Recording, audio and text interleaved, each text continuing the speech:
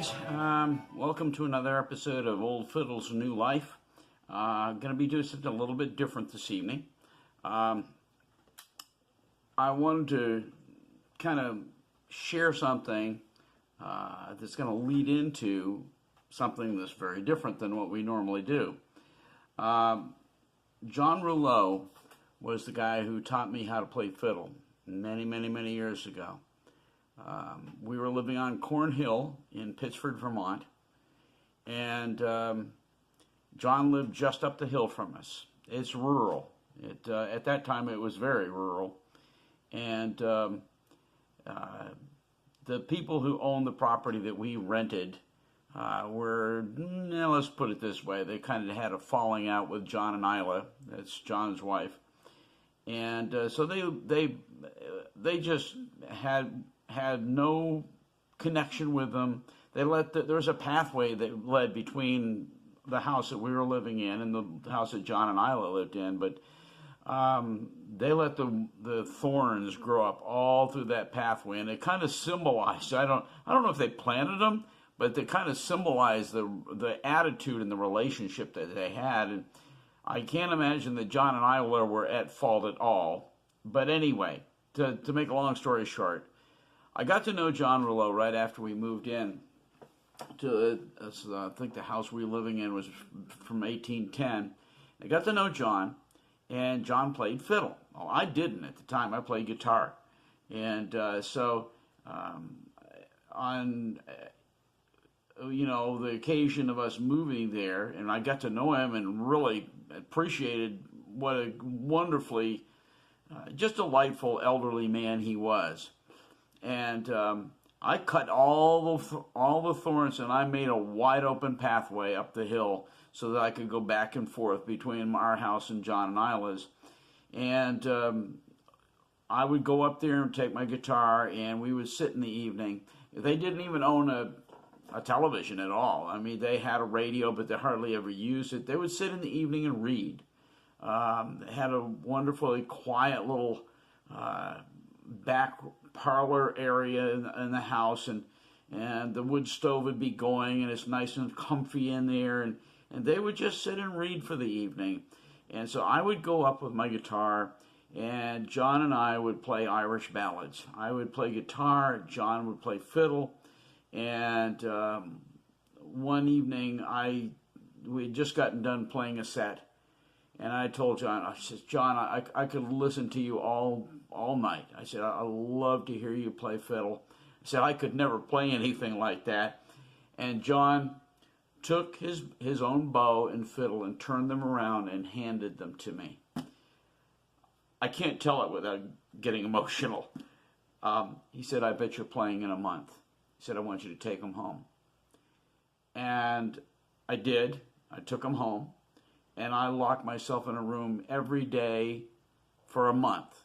And I scritched and I scratched, and I eventually learned to play, much to my wife's chagrin. I'm sure that it was not the most pleasant thing, but eventually I ended up not just playing guitar with Maynard's Old Time Fiddlers, but, and I'll do that story another time about how I started playing fiddle with Maynard's Old Time Fiddlers. But anyway, one of the things that happened once I started playing fiddle was I started doing, I got an old violin, and I did the repairs on it. It desperately needed some work done, and I kind of learned how to do it. I'm good with my hands, and then Josephine Blanchard handed me her fiddle and said, "Could you fix this?" And I fixed that, and before too long, I was just doing fiddles all the time. I was repairing, doing a lot of repair work, and so John gave me this book. It's Ed Heron Allen's book on violin making. This is the violin maker's Bible. It is incredibly valuable. It is, the book is probably worth some money, but I'm just saying it's valuable as a huge resource to anybody who works on violins. And I'm going to put my glasses on now because I want to read what John wrote in the beginning of it. And by the way, we're still getting to where we're going tonight, but it says, he signs it Corn Hill, which we lived on Corn Hill. Corn Hill, July 14th, 1987. from my good friend Randy Gardner, a most avid violin person, signed John Rouleau. I'll treasure this to the day I die. Thank you, John. He's gone home many years now, but thank you, John, for turning that fiddle and bow around and handing it to me that night and say, I bet you're playing in a month. And John and I just were very, very close friends. And what a delightful man he was, and I miss him. Anyway, okay, here we're finally getting to where we're going here. One of the things that John did, besides play fiddle wonderfully, I love listening to him play, was he also built dulcimers. And John invited me up to the house one day and said, how would you like to build a dulcimer? And I said, okay, sounds good. And so he had all the materials, and this was not a kit or anything like that. I mean, you make it from scratch, okay? And so slowly but surely, over a period of time, I built my first dulcimer, and very shortly thereafter, and I regret it to this day, one of my wife's friends asked if she could buy it, and I sold it. I don't think I sold it for much, and I know I didn't sell it for anywhere near what it was worth. But anyway, well, after that, I decided to make one myself, and I was on my own. John helped me through that first one. It helped me as in helped me put the frets in, kind of guided me because he had made several of them. And it was a very soft sounding instrument. I loved it because of the wood that was in it. It had some soft woods in it. I don't remember exactly. It's been many years. But then I was getting ready to build my own second one on my own. And I'll just show it to you now. This instrument was built very differently than my first one because I was on my own, and this is the way I wanted to build it. So, okay, I'm going to shut this down, and I'm going to get back to this in just a minute. Okay, so this is the dulcimer that I built. It has a curly maple top.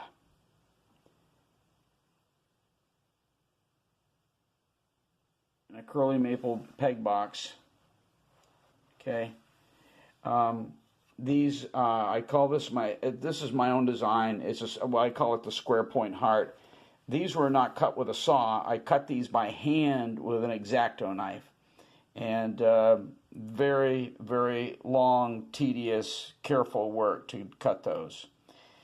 Going around the instrument, it has oak sides.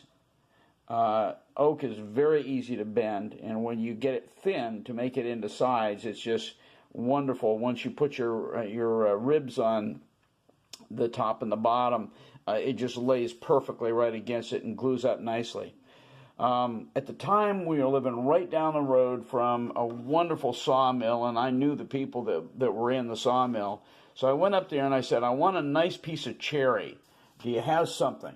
And he went right over to the wood stack, and he got out a piece of cherry, and he handed it to me. I don't remember how much I paid for this, but believe me, it wasn't much. And this is just gorgeous cherry. And I hand-planed all of this with a block plane, and then finished it out and built this instrument. And it has, like I said, it has a very different sound than my first one. The first one was a much softer sound. This one has a brighter sound, I would say. Another part of this instrument that shows some craftsmanship is the tail pin. And what I did, I ran these strings back, out of the peg box, ran them back through the tail block. And what I did over here, I inlaid this with brass. That brass is just inlaid right into the maple.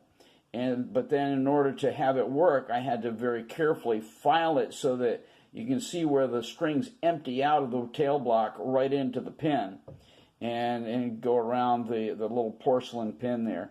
But that had to be just right, otherwise the brass would cut the strings. So anyway, that's how I built it, and I love this old instrument.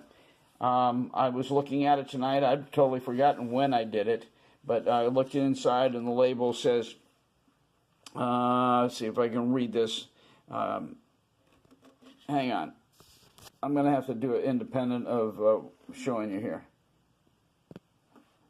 Okay, this dulcimer made by Randy Gardner, Cornhill, Pittsford, Vermont, August 31st, 1987. And so I finished this dulcimer just a few months after John gave me the Ed Heron Allen book on violin making. Anyway, I just wanted to share that with you, and I'm going to play it just a little bit. This is tuned, and let's see if we can, you know what, I'm going to have to put this back in the holder and play it so that, because I need both hands to play it, okay, that's all there is to it. But it's, you know, I love it. I haven't ever made any more than that. I just made those two, so.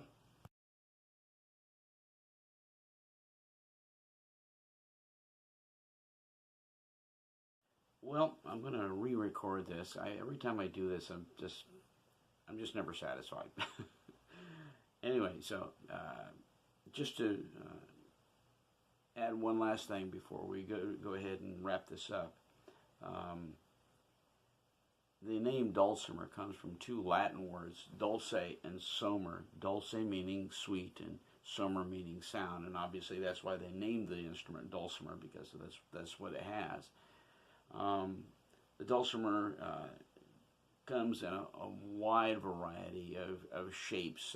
They're all about the same size, but I mean, they're everything from very, very crudely made to very delicately made and very fancy and so forth. Mine is kind of a classic shape, I guess. But anyway, I'm going to be playing The Water is Wide. The instrument is strung with a melody string and two what they call drone strings that add kind of like a bagpipes type of thing. And so that's kind of an explanation of the sound of the instrument. And they are not a loud instrument. I guess you could put a microphone on them, but they're intended for, you know, sitting in a parlor and singing and using it to accompany quiet settings. I guess they have instruments that are a little louder, but for the most part, dulcimers are just sweet sounding instruments and tend to be, you know, let's put it this way, you're not going to be playing rock and roll on them for the most part. So anyway, I'm going to be playing The Water is Wide.